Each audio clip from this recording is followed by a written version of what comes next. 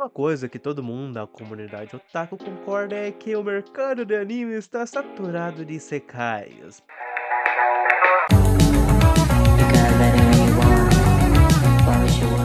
Principalmente de isekais com protagonistas overpowers, tanto que hoje em dia se tornou maçante você ver esse tipo de anime, mas mesmo assim, às vezes aparece um ou outro que te quebra de um jeito que você não entende. Isso tudo porque o anime é bom, e um desses casos é Termination Shadows, um anime que segue os mesmos clichês padrões, com o protagonista overpower cercado de mulher bonita. Mas o que este anime tem de diferente então, você me pergunta, jovem otaku? Um protagonista completamente doido, que torna tudo o que ele faz imprevisível. É isso que gera cenas muito boas, e só foi a segunda temporada terminar que já anunciaram um filme pra ele. Por isso que hoje eu vou fazer aquele bom e velho resumão pra você de tudo que rolou na segunda temporada, pra você chegar no cinema com a memória fresca. Então agora eu acho que eu já enrolei demais, só peço o seu like e a sua inscrição caso goste do conteúdo do canal.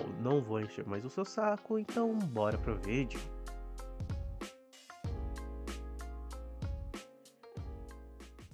Nossa aventura começa alguns dias após os eventos do Festival Bushin, onde a Claire, irmã do Cid, acaba por vencer, já que a princesa foi derrotada pelo Shadow, que fugiu após a luta. E com os dois mais OP fora de cena, a Claire acabou por vencer no final. Uma coisa que o anime mostra meio que por cima é que o Cid não viu a final de sua irmã e quase foi morto enforcado por ela. Mas para compensar a coitada, ele levou ela no melhor restaurante da cidade. Após esses eventos, o Shadow tá lá no Jardim das Sombras, reunido com suas subordinadas, onde a Beta tá dando seu relatório e acaba falando da cidade sem lei, que deixa o Sheridan todo animadinho. Inclusive quando o Prota diz que está sentindo o cheiro de algo no ar, todo pomposo, as meninas começam a passar desodorante, o que é uma cena bem engraçada, apesar de besta. E quando a lua fica vermelha, a Beta fica ali surpresa e diz que a lendária lua vermelha faz parte de uma lenda que diz que há muito tempo atrás 3 cidades inteiras foram aniquiladas com o aparecimento dela no céu, o que mais uma vez atiça a curiosidade do Shadow, que diz que vai resolver essa treta ele mesmo. As garotas protestam de início, mas acabam por acertar sua decisão. O que ele não imaginaria que após alguns dias ele estaria sendo arrastado pela cidade sem ver por sua irmã. Ela acaba dizendo para ele que eles estão indo para a sede dos Cavaleiros Negros e que essa vai ser uma boa oportunidade para ele incrementar o seu currículo. Ela acaba perguntando sobre o que ele vai fazer no futuro, que o Cid respondia não ter ideia. Ele até chega a pensar que sua irmã vai herdar as terras de sua família e que ele vai ser posto para trabalhar em algo. No fim, ele é arrastado por metade da cidade, até que em algum ponto a Claire sorta ele em uma pousada, dizendo pra ele ficar ali. E o que ele faz? Foge. Ele simplesmente fugiu dela mais uma vez. Ele acaba ali vagando por alguns becos onde é roubado e depois acaba roubando o ladrão de novo. Isso se repete múltiplas vezes, até que ele vem em um beco escuro alguns homens espancando um gol, que são tipo zumbis criados por vampiros. É quando a lua fica vermelha. Esse dá início a um caos generalizado. Os gols ficam mais fortes e começam a atacar todos ao redor deles. O Cid começa a pensar o que vai interpretar dessa vez, e no meio de seus pensamentos, uma linda jovem ruiva aparece, dizendo que o seu nome era Mary, a antiga caçadora de vampiros. O Cid tenta fazer algumas perguntas quando ela solta as seguintes frases: corra se você valoriza sua vida. O surto começou, a lua está vermelha, estamos sem tempo. Isso é o suficiente para que ele tenha uma epifania, e daí em diante, durante toda a noite eu só diria essas palavras para tudo e para todo.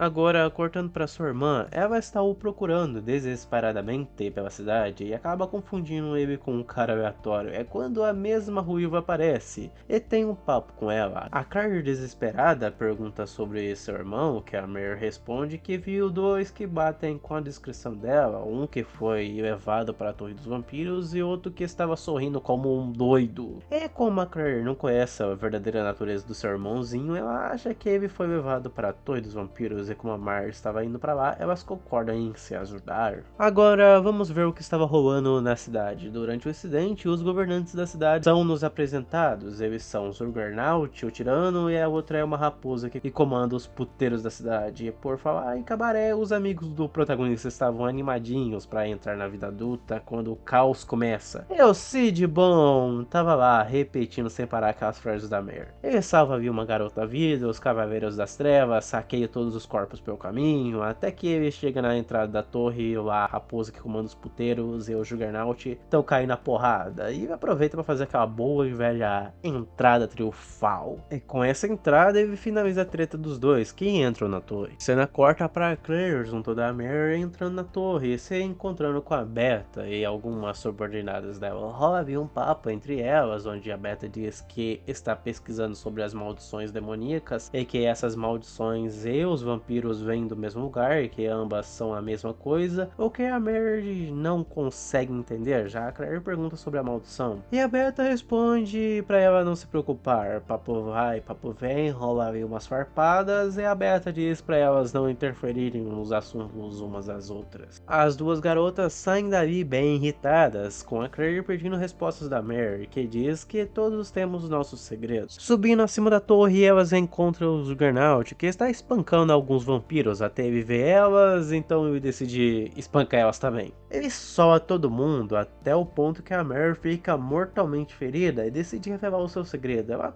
toma ali o sangue da Claire de uma maneira bem diferenciada, digamos assim, o que prova que ela é uma vampira, e já que ela bebeu sangue, ela ganha ali um booster de poder, que não é o suficiente para vencer o Juggernaut. É quando o Shadow aparece dando uma voadora na cara do Juggernaut, fazendo ele sair voando. Logo em seguida o Shadow também vai embora, repetindo aquelas frases da Mare. E falando dela, ela conta sobre seu passado, sobre como os vampiros tratavam os humanos como gado, até que os mesmos descobriram sobre as suas fraquezas, e que eles usaram delas para os obliterar. No fim, a Rainha dos Vampiros criou um lugar onde ambas as raças pudessem viver tranquilas, e como os vampiros pararam de beber sangue, eles perderam seus poderes, mas passaram a poder viver normalmente junto dos humanos. Com exceção de sua rainha, eles viveram em paz por muito tempo até que a lua de sangue apareceu. Uma gota de sangue foi dada à sua rainha, que surtou e promoveu uma carnificina. No final, ela se matou por culpa e no fim os responsáveis por aquilo dominaram a torre, tomando o corpo da rainha. A Claire diz que tudo bem, que elas achariam uma forma de passar por isso juntas. Cortando pro Cid, após saquear os cofres da torre, ele vai até o chefão para o eliminar, já que ele cansou de sua comum abordagem de chegar no final da luta. E lá no topo tava ele, o culpado de tudo isso, se gabando todo doido da cabeça. Até que o Shadow aparece metendo sua ult pra cima dele, e isso oblitera o coitado por completo, que nem viu de onde o tiro veio. Decepcionado, o Shadow decide ver se o real chefão tá lá no porão.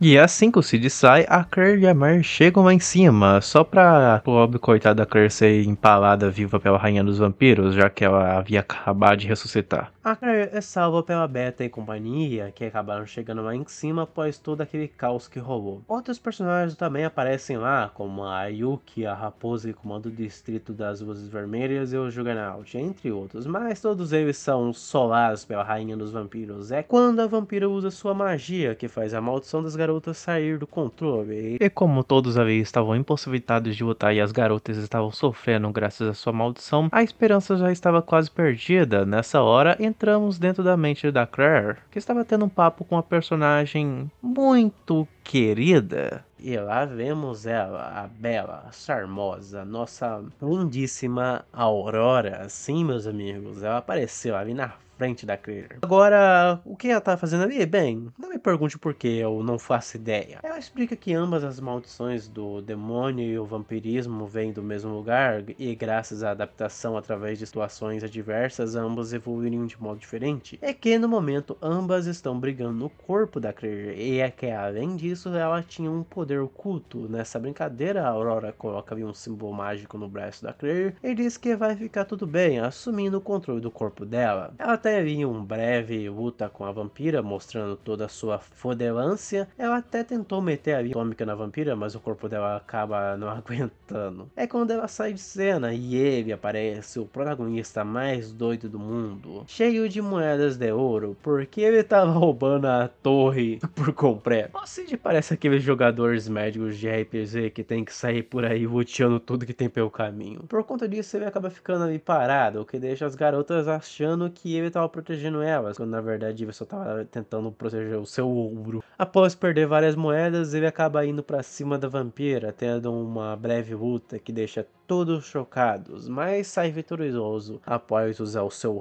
Corver atômico que cura as pessoas da cidade, cura a vampira, cura todo mundo dessa bosta. E como ele foi capaz de fazer isso? Simples. A maldição demoníaca e o vampirismo são surtos de manda que saem de fora de controle do corpo. Então, como ele é capaz de curar uma, ele também é capaz de curar a outra. Após toda essa noite caótica, ele acaba voltando para casa com sua irmã, que obteve um poder misterioso em sua mão, o que o Cid acredita ser a famosa síndrome da oitava série, que ele já passou por isso.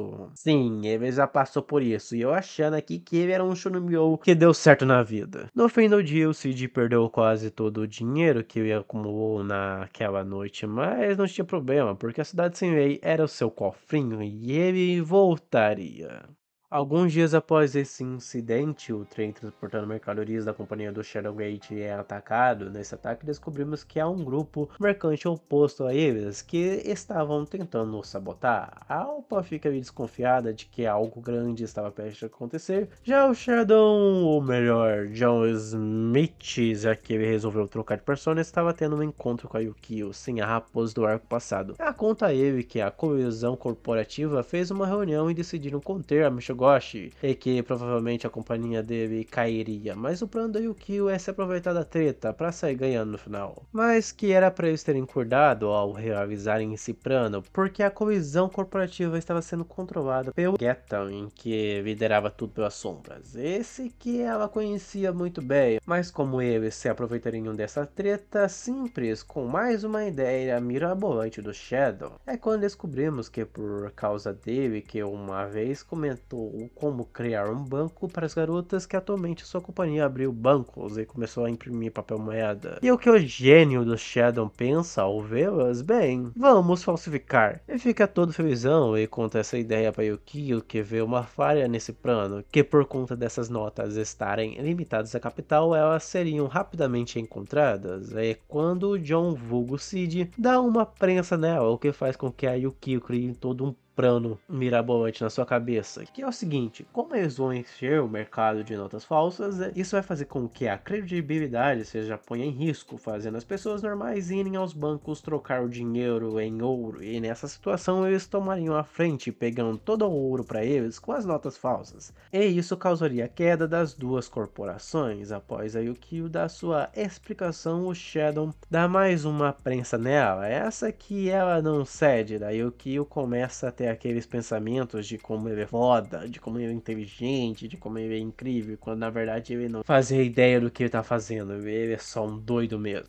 O dia se passa e o Cid decide comer aquele bom e velho miojão, e lá ele encontra a Delta, que age como o animalzinho de estimação dele. Rola ali um fanservice bravo e os dois combinam de encaçar alguns bandidos juntos. E meu Deus, esses dois juntos são pura comédia. O Shadow e a Delta vão ali pros esgotos, onde acabam enfrentando alguns bandidos, e a Delta acaba por matar um de seus irmãos, que trabalhava para o culto, e ele acaba nos dando algumas informações muito legais, que o nome real da Beta é Sarah e algumas outras coisinhas irrelevantes. O Cid até fica preocupado por ela ter matado um de seus irmãos, e ela diz que não tem problema porque ela tem mais de 1000 deles, e que é melhor matar um deles do que deixar um fracote na família. Daí ela mete que vai arrumar umas esposas pro Cid, que é para ele ter filhos com elas, para que eles formassem um clã forte. Ela até diz que quer ter uns 10 filhos dele. O Cid recusa e os dois vão embora do local. A cena corta para a corporação rival, que fica sabendo da morte de um de seus homens. O Geton, o chefão do grupo, diz que não tem problema porque ele era o mais fraco de seus subordinados, e que vai mandar os mais poderosos para dar um jeito na companhia do Cid. Esses homens que são obliterados, inclusive nessa luta que ficamos sabendo que o que a Gama tem de bonita e inteligente, ela tem de desastrada, que ela não tem nenhuma proeza marcial. Mas não se engane, ela não é fraca, ela é um monstro que não tem nenhuma destreza. Ela acaba me matando os invasores de uma maneira retardada e sem sentido nenhum. Após esse acontecimento, a notícia da morte desses homens acaba chegando no Geton, que fica muito frustrado e irritado com o que aconteceu. Já o Cid tem um encontro com a Alexia, eles passam a tarde junto, basicamente em cena só para aquecer o coraçãozinho do otaku estipador. Após esse encontro, à noite o John vai ao encontro da Yukio para checar as notas falsas. Ele descobre que as falsas são de qualidade superior às verdadeiras e que elas estavam ótimas. Com o material pronto, eles põem o seu plano em jogo, mas antes a Yukio conta ali que ela está fazendo tudo isso em nome da vingança por conta que o Geton tirou tudo dela e que ela agora quer tirar tudo dele. Você diz que tudo bem, mas que não era para ela se esquecer do seu caminho. Com o plano colocado em jogo, as empresas descobrem as notas falsas, que dá início a uma guerra comercial entre elas. O dia passa mais uma vez e à noite um grupo da Shadow Garden é enviado para investigar o que estava acontecendo. O grupo este que a Rose faz parte foca nela, já que daqui a pouco ela vai ser de muita importância. No trem elas encontram um John Smith que sola elas. Isso deixa a Rose ali muito puta pela sua fraqueza e as meninas relatam o ocorrido para a Alpha, que decide mandar a Delta para acabar com esse problema. A nossa Berserker favorita acaba encontrando o trem e o ataca com tudo. Rola ali um embate entre ela e o John Smith, e esse que acaba prendendo a coitada no chão. O que dá tempo para ela sentir o cheirinho dele, levando toda a hostilidade dela embora. E é legal ver como ela muda da água pro vinho, que ela vai de uma completa louca psicótica para um animalzinho de estimação dócil do Cid. Já nosso queridíssimo protagonista, para que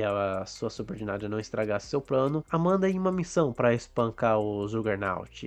Coitado do Juggernaut, tomou de graça dessa vez. Mas isso causa outro problema, que é o fato dela desaparecer, deixando as garotas pensando no pior. A Alpha decide resolver isso ela mesma. Os dias passam, o Cid se encontra ali com a Beta e ela acaba contando os problemas que estavam acontecendo na empresa pro Cid, que estava ali escrevendo em japonês. Rola uma conversa entre os dois e o Cid dá um papel para ela em japonês, dizendo que ela entenderia tudo caso traduzisse este pequeno bilhete. O que não é mostrado no anime é que a Beta entrega esse papel para a Eta, que é a mais inteligente da sombra. Porém, nosso menino Cid tinha outro problema para resolver agora. Com o vai e vem de notas falsas, as ferrovias começaram a ser fechadas e inspecionadas com mais vigor. Isso fez com que o John tenha que resolver esse problema na base da pura força bruta, e em uma dessas viagens que a Alpha aparece para confrontar ele, os dois têm um breve embate, onde a Alpha descobre que o John na verdade é o Cid e pergunta do porquê dele não poder confiar nela, que ela sempre tentou caminhar junto dele e que ele só continuava a deixando para trás. Ela desabafa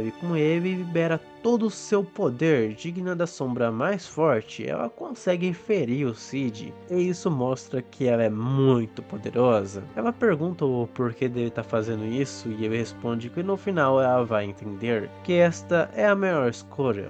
Então a Alpha vai com tudo pra cima dele, mas é derrotada, sendo deixada para trás, não só com feridas em seu corpo, como também em seu coração. Os dias continuam passando e a situação para as duas empresas vai de mal a pior. O Cid coletou nesse meio tempo muito dinheiro, que fez com que o plano esteja quase completo. Ele tem um papo com a Yukio, que conta pro Cid sobre o seu passado, que há muito tempo atrás rolou uma guerra entre os demi-humanos e o povo dela fugiu, se aliando a outra tribo. Para fortalecer a aliança, ela foi prometida em casamento ao filho do chefe do clã dos lobos negros, esse que era o Geton, que tudo foi bom por um tempo, mas em um dia sua vila foi pega no fogo cruzado entre duas tribos rivais, o que destruiu sua vila por completo. O Geton queria atacar essas vilas antes que os atacassem, mas isso foi negado pela mãe da Yukio, o que deixa ele meio surtar a cabeça. Ele recorre ao culto de diabos e acaba por enlouquecer, matando todos os sobreviventes, até Yukio, que teria morrido se não fosse pelo Cid aparecer e salvar ela. Após isso, ela foi vendida e trilhou o caminho até se tornar a dona do Distrito Vermelho. Com a situação ficando cada vez mais feia e com o abandono do Cid, a Alpa e as garotas ficam muito depressivas, afinal tudo estava perdido, era questão de tempo até que as pessoas começassem a resgatar o ouro da sua corporação, já que a rival já estava caindo. Tudo pendia para o fim, a esperança já havia acabado, até que a Beta aparece com a tradução daquele bilhete que o Cid deixou.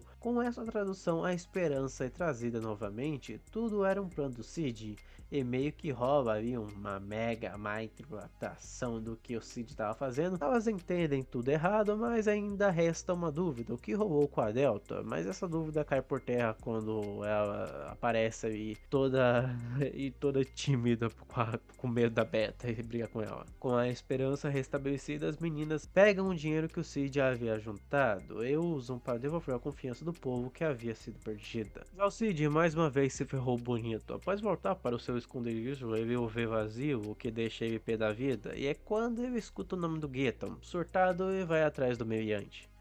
E ele estava ali enfrentando a Yukio, que por ser mais forte do que ele o vence, mas ele não aceita a derrota e parte pra cima dela após tomar uma daquelas pílulas do culto. Até que o Cid aparece lá e dá um couro nele, ele espanca o coitado até ele morrer. Ele pergunta pra ele onde está o dinheiro e no final o Geton e o Yukio e todo mundo o mal interpretam, entendendo tudo que ele fez errado. No fim ele só queria ter o dinheiro dele mesmo, ele não queria salvar o Yukio nem nada do tipo. O Geton pensa que ele estava tentando salvar ela, que ela era o tesouro que ele estava procurando e ele pede pra ele cuidar dela. O que o Cid não entende de jeito nenhum. Já Yukio, após ser salva, vai até o seu esconderijo onde encontra com a Alpa, que pede ela pra se juntar à sua organização, dizendo que o John na verdade é o Shadow e que ele era o líder delas, que tudo aquilo fazia parte de seu plano mirabolante. A Alpa diz que elas lutam contra o culto que foi responsável pela destruição da sua vila e o responsável por o Geton ficar biruta das ideias. Ela pede para que ela se junte a elas, o que a Yukio aceita. Já o Cid tá cavando e procurando dinheiro e acaba ali confundindo o que o Geton disse nos seus momentos finais e acaba ali achando que ele tinha enterrado o dinheiro por ali e chama a Delta aí pra cavar junto com ele, o que não dá em nada. Ele vê que isso não dá dando muito certo e decide fugir, esperar a poeira baixar e voltar mais tarde com a cara de pau como se nada tivesse acontecido. Então ele decide no final resolver esse problema só dando no pé mesmo. Após esse belíssimo arco, rola ali o famoso episódio do biquíni, que é obrigatório em todo anime, mas que é totalmente filler, então eu vou pular ele. Depois que ele fugiu, sem rumo nem destino marcado, ele acabou andando sem parar até chegar no reino de Oriana. Sim, o reino da Rose, que também estava por lá cumprindo uma missão. E ela não estava nada bem, tudo que aconteceu com ela o afetou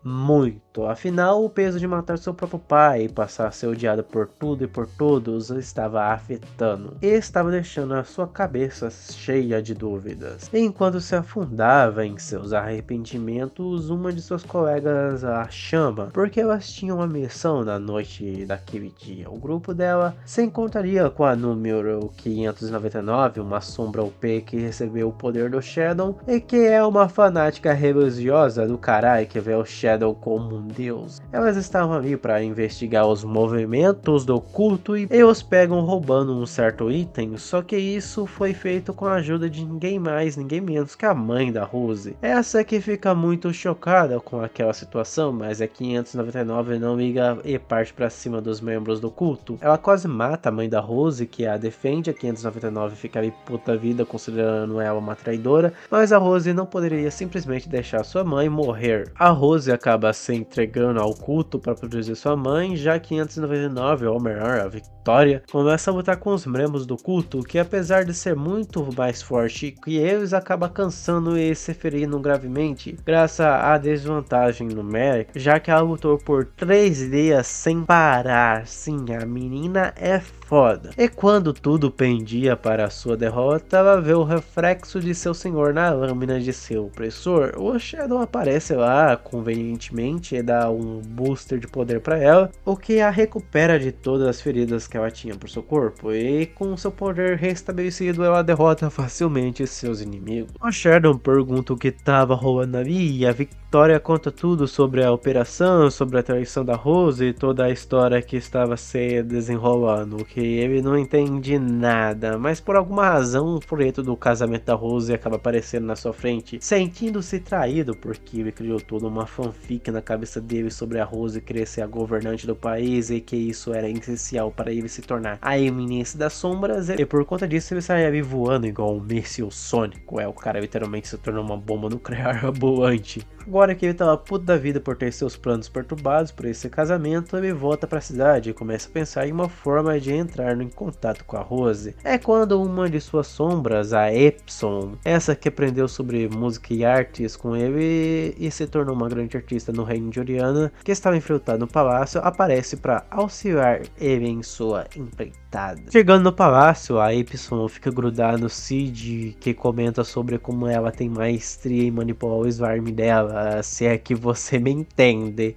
Ela também fala que o alvo está sob vigilância, e se você não entendeu, basicamente as sombras estão no palácio infiltrado. É quando o noivo da Rose aparece, esse que segundo Cid é só mais um vilãozinho clichê, e assim o chamaremos, porque ele não serve de nada, ele é só o vilãozinho clichê, ele é medíocre. Nosso queridíssimo, importante e fodelástico vilãozinho clichê questionaria a Y sobre quem era aquele garoto, a mesma que responde que ele era seu discípulo. Ele diz que as regras mudaram porque tá um caos afora, mas como ele era o aluno da melhor pianista do mundo, não haveria problema, desde que ele tocasse ali uma pra eles.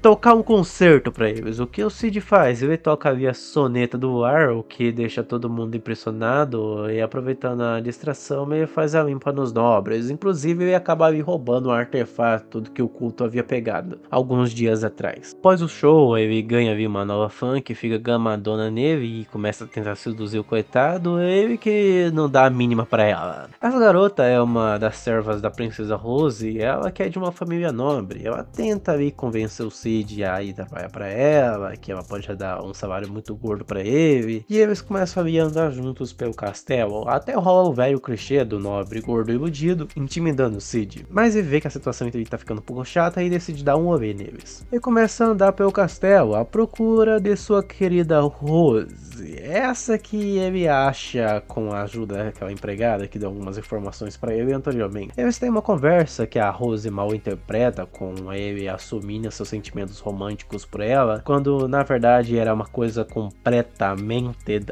oposta a isso. No fim, ela diz que já tomou sua decisão e que ela não pretende mudar. É quando ele sai dali, pra logo em seguida nosso querido, poderoso, fodelástico vilãozinho clichê aparecer e fazer toda aquela pose de vilão mequetrefe. O Cid escuta toda a conversa deles e começa a pensar em uma forma de contornar essa situação. Afinal, a ideia dessa iminência das sombras por trás de um monarca de um reino era irresistível para ele. Após essa conversa, ele vai até uma casa de banho onde as garotas do Shadowgate estavam discutindo sobre o artefato. A Epson conta que há um século atrás o reino de Oriana ativou esse artefato quando estava cercado de inimigos, o que resultou na derrota dos seus oponentes, mas também com uma total destruição de uma grande área do reino. Ela diz que elas têm que proceder com calma. É quando o Cid entra na sala e elas param tudo que estavam fazendo para ir fazer uma massagem no safado. A Victoria fica ali toda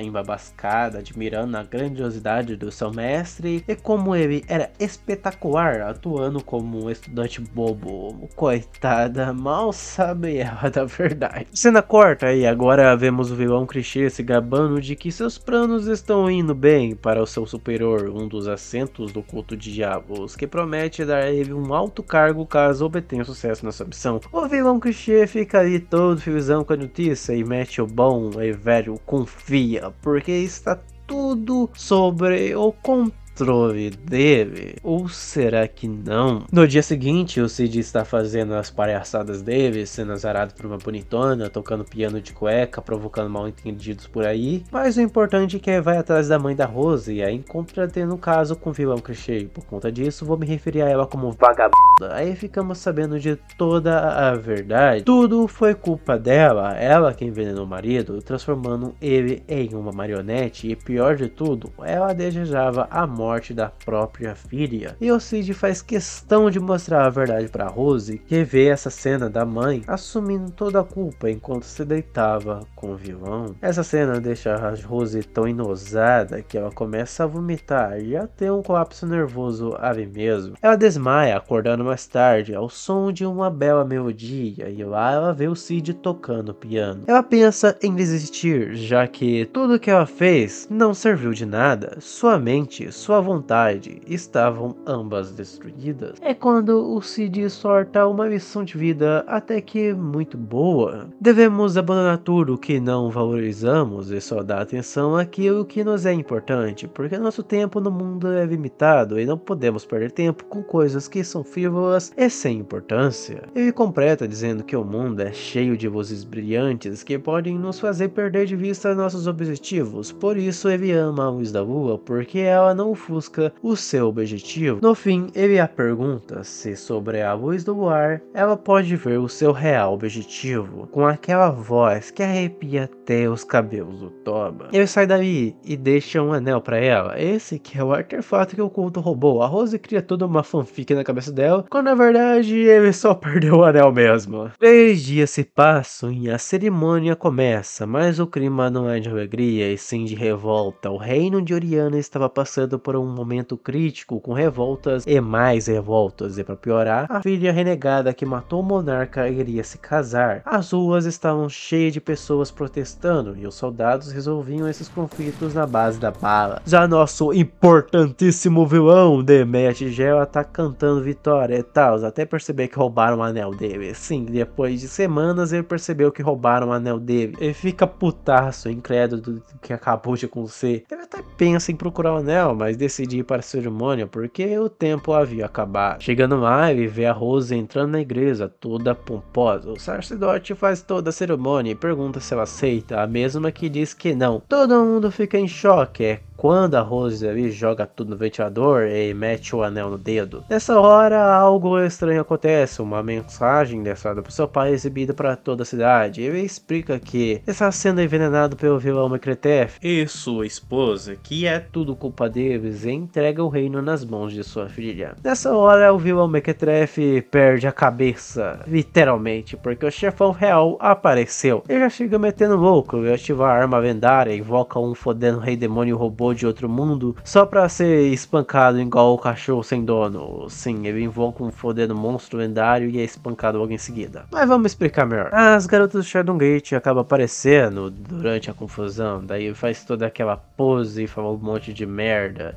e é espancado pela Beta e pela Y.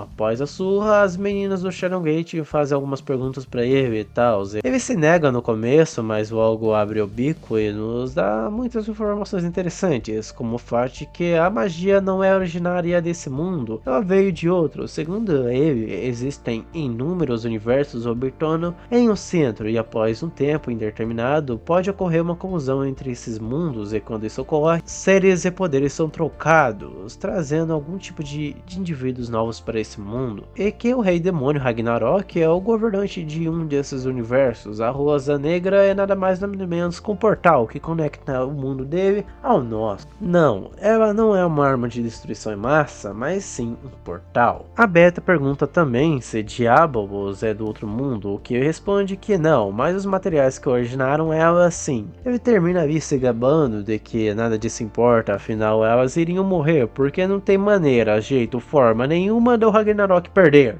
O Cid oblitera o rei demônio, simplesmente cortando ele em pedaços. Facilmente. Easy mode. Que luta, hein? Que criatura poderosa. Nossa, parabéns, Lâmina Ultramana.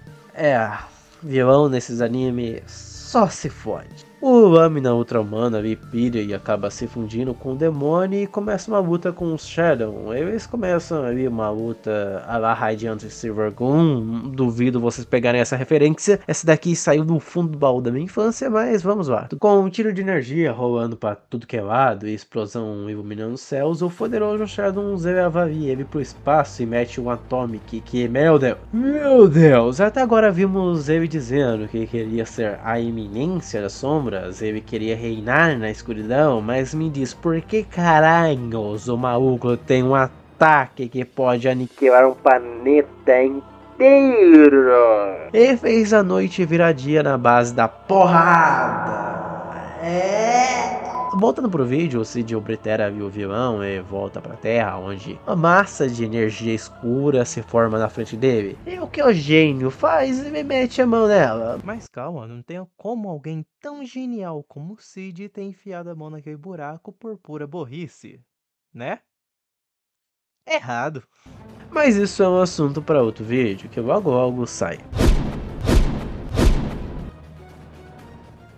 A segunda temporada chegou 7 meses após a primeira, em torno de 20 de dezembro de 2023, o que é muito raro. Com exceção de animes contínuos como Black Clover, Boruto, um anime praticamente nunca tem uma nova temporada no mesmo ano, sendo ocorrências extremamente raras. E não se confunda com animes que são divididos em duas partes, como Mushoku no Tensei. Essa foi realmente uma nova temporada, o que me deixou em dúvida se a qualidade dessa temporada seria boa, já que 7 meses é muito pouco para se produzir um anime. Sim, galera, mesmo esses animes fuleiras fraquinhos ficam em produção durante um ano ou mais, tendo que lidar com roteiros, storyboards e afins. Então eu estava esperando um anime todo cagado. Eu quebrei a cara em partes, então vamos aos elogios. O anime manteve um bom design de personagens e paisagens, sendo um anime bonito e com cenas que não possuem quase nenhuma distorção, embora eles tenham sacrificado outra coisa que eu logo falarei. Sobre o tom humorístico, nessa temporada tivemos muito mais do humor escrachado do Cid, com o anime não tentando se levar a sério nas cenas dele, já que na primeira temporada o anime tentava se vender como sério quase a todo momento. O anime tinha um ar de seriedade, mesmo em cenas absurdas. Mas isso foi resolvido nessa temporada, tendo um bom equilíbrio entre o doido e o crível. Já sobre a história, nessa temporada foram adaptados 3 arcos, cada um tendo entre 3 a 4 episódios, com um sendo um episódio original do anime. Apesar disso, não foi rushado e nem tivemos muitos cortes. Na verdade, o anime adaptou muito bem a novel. Sobre a trilha sonora, bom, eles usaram a mesma da primeira temporada, não tem nada do que eu falar dela. Agora, sobre as coisas negativas, lutas, todas foram briga de navinha. Resumidamente,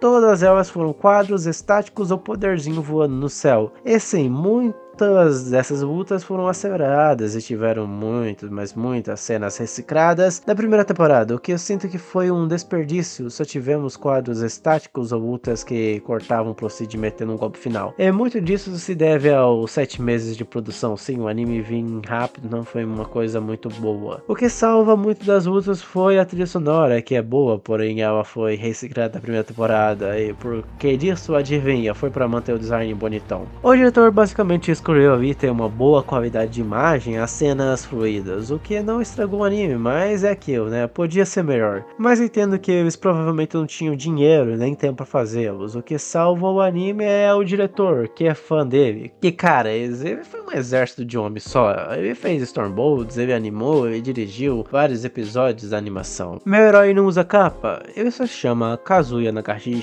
Bom, em resumo, o que eu achei bom foi o design consistente, e o que eu achei ruim foi a reciclagem das cenas e as lutas estáticas. Em geral, eu gostei do anime, eu dou um 7 de 10, não foi o melhor que já vi, mas foi bom, e gostei. Mas e você, meu jovem otaku, gostou da nova temporada? Diga aí nos comentários, mas enfim, é isso, vejo vocês numa próxima, muito obrigado a quem viu até aqui, fui!